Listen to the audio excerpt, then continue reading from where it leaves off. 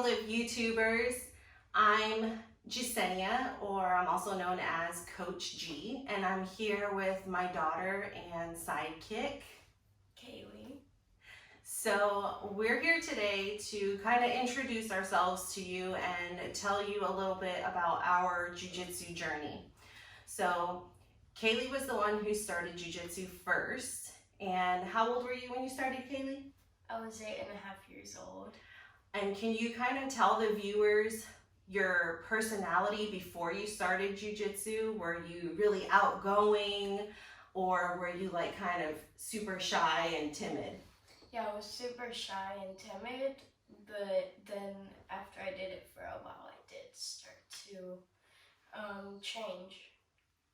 Yeah, Kaylee, when she first started, she literally would ball up and shy away from new people. Like, she didn't want to be touched, looked at. She wouldn't answer questions. She was just like very introverted. After training Jiu-Jitsu for a few months, her confidence really started to grow. And actually, last month we went to an all-women's event and we had to do an introduction in a big circle. There were about 50 people there. And we were all circled up in a big circle and we had to introduce ourselves to this group of like 50 people. And Kaylee actually did her own introduction and spoke all by herself, and I was in complete shock. Like, there has been such a huge change since she started to where she is now. And like she said, she started when she was 8.5 and she's now 11. So Jiu-Jitsu's a really big confidence booster, right?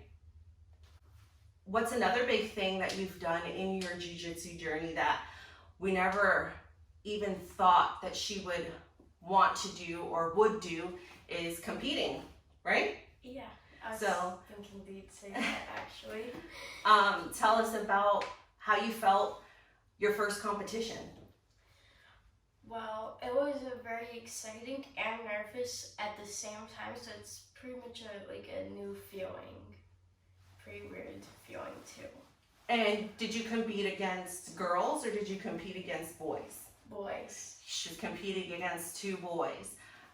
When the kids do compete, they do compete against other kids who are in their age group and also in their weight group. So there's like a span of a weight class. So they're not going to be competing against someone who's way bigger and older than them. So that keeps it a little more safe for the children. How did it feel when you won? How did you win your matches?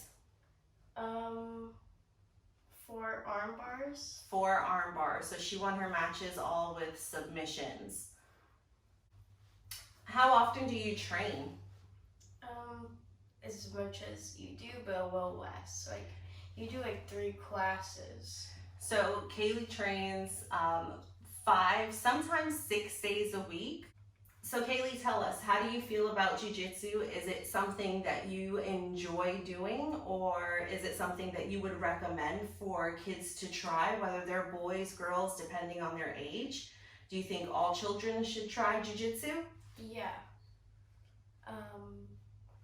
We even have like very small kids. Like, I have this friend Sam that she used to never want to do Jiu-Jitsu, and she said that she would never do it, but now she's doing it and she really enjoys it. So, Do you enjoy training? yeah. Do you think training 5 to 6 days a week is too much? Or No. is it something that you just enjoy doing and you want to be on the mats? I actually do want to be on the mats. I think that's also why we have our little gym too.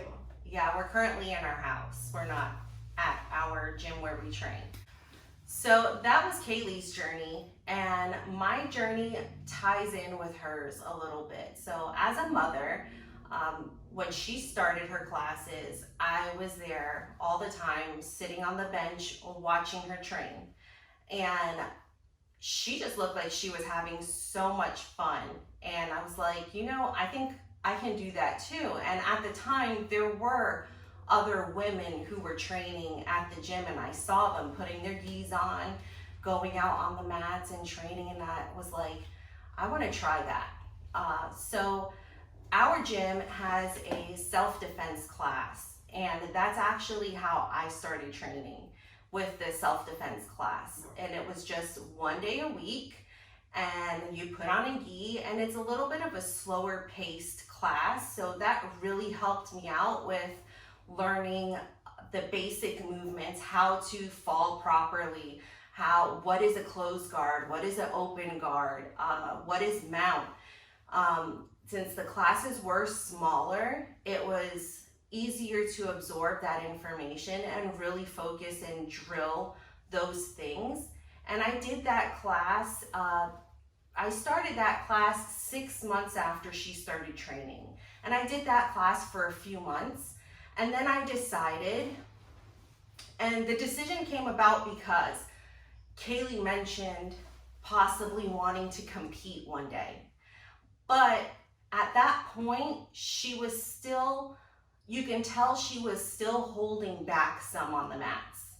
And I figured the best way to show someone that they can do something and to have more confidence in themselves is to lead by example. So what better way than for me as her mother, not really knowing anything and learning alongside with her and going through that experience and showing her not to be afraid and just go out there and try your best. So I decided a little bit after the shutdown happened. So COVID happened, we were shut down.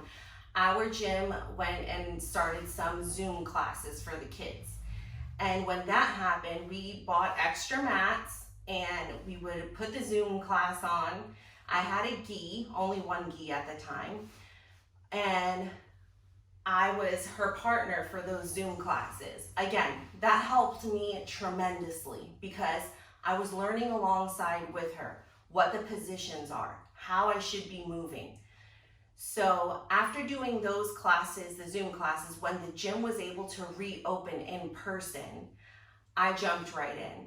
I didn't hesitate. I said, I'm gonna go ahead, I'm gonna buy a gi and just start classes. And from that point on, I started doing classes 5 days a week. And because I did those self-defense classes and those Zoom classes with her, I had a little bit more knowledge than someone who just started from day one and didn't know even what closed guard or mount or turtle anything was. Having a little bit of knowledge of those positions, what their names are, what they are, how you should be moving properly in those positions, like that helped a lot.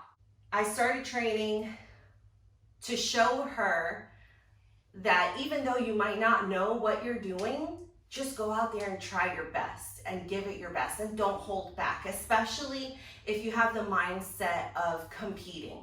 Because in a competition, your opponent is not going to hold back. So you can't hold back. So we registered for our first competition together. I registered both of us to compete at the same competition. Unfortunately, she was injured before we were going to compete. So she was not able to compete at that time. Little did I know, that was a blessing in disguise. I was able to then focus on myself instead of worrying about how she was going to be feeling, if she was going to be super nervous, making sure I was going to be able to be there at her mat to watch her match and be there to support her. So I was able to focus on myself and just be in the moment and the feeling so that when it was her time to compete, I would know exactly what she would be feeling or similar to what she would be feeling. The day of my competition, I felt those nerves, but because I was trying to be a good example for her, to show her that yes, even though you're nervous, you're still gonna go out there and do your best. And even though I was nervous and I was scared, I was doing something that I never in my life thought I would be doing, especially at the age of 38.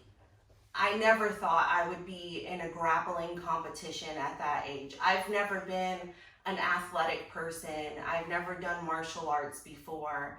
I'm not one who was exercising all the time. I was just living my day-to-day life, working, being a mom, and then I jumped into this to be a better role model for her and hopefully show her that she can follow her dreams and don't hold back. Just go for what you want. So there I was, day of the competition, nervous. I was a white belt still at the time and just trying to keep a brave face on and show her that it's okay, just breathe, go out there and do your best. If you win, you win. If you lose, you lose. It's not a big deal. I went out there and at the end of the competition, I did both gi and no gi. I ended up placing first in no gi and second in the gi. So she was able to see me win some of the matches, and she also saw how I reacted when I did lose a match. And I showed her, yes, I might have lost, but I turned to my opponent and I was happy for my opponent for her win and gave her a hug, and I actually ended up making a friend out of that match. So, just have good sportsmanship is what I wanted to show her. There's no reason to be upset and leave mad or cry or feel like your jiu-jitsu is no good or you're no good. No, we are all going out there and we're all trying our best. There's always there can only be one winner, right? So since then, I've competed twice, and she was there to watch the two competitions. One was a new breed, that was my first one as a white belt, and then my second competition was IBJJF as a blue belt, and that competition was very different from the new breed competition. As a blue belt, surprisingly, I wasn't as nervous in my second competition. I don't know why, I don't know what changed, but I just wasn't nervous like I was the first time. Maybe because I knew what to expect. I don't know. I just went out there again and did the best that I could, and I ended up placing second in my division, and I also did open, which is where everyone who placed in their weight classes, if you place first, second, or third in your weight class, you're able to register for open, and that's where they take all those people in all those different weight classes and we all go to compete against each other, again for first, second, or third place. So when I did open, I ended up placing third in open. And IBJJF, that's not an easy competition. There's people that come from all the different states. Sometimes they come from other countries to compete in that competition, and it's a big event. So I was disappointed that I didn't do as well as I wanted to do, but thinking about it now, at least I placed. So I'm happy about that. I went out there again and I just did the best that I could, and the outcome was second and third place, and I'm okay with that. We'll shoot for better next time, but I'm not too bummed about what I did. If you're first starting out, you do what you can. Some people can handle training 6 days a week, 5 days a week. If you could only do 2 days a week, if you could only do 1 day a week, you do what you can. This journey is yours, nobody else's. So for our future videos, what my goal is for this channel is to put basic drills and techniques out there that anyone can follow along with. Whether you're a parent and your child is training and you want to have a little bit better knowledge to help your child drill or train, you can know the names of the positions and what they're used for. Whether you're not training right now, but you're thinking it's something you might want to do, but you're a little intimidated because you don't want to walk into a gym and look like you know absolutely nothing and feel like everybody's staring at you and they're going to be making fun of you. watch some of these videos that are coming up. You can, if you have a yoga mat, or if you have a gymnastics mat, or a carpeted area somewhere that you can practice some of the moves, then you can do that at home and have a little bit better knowledge when you are ready to walk in and have your first day on the mats in a class.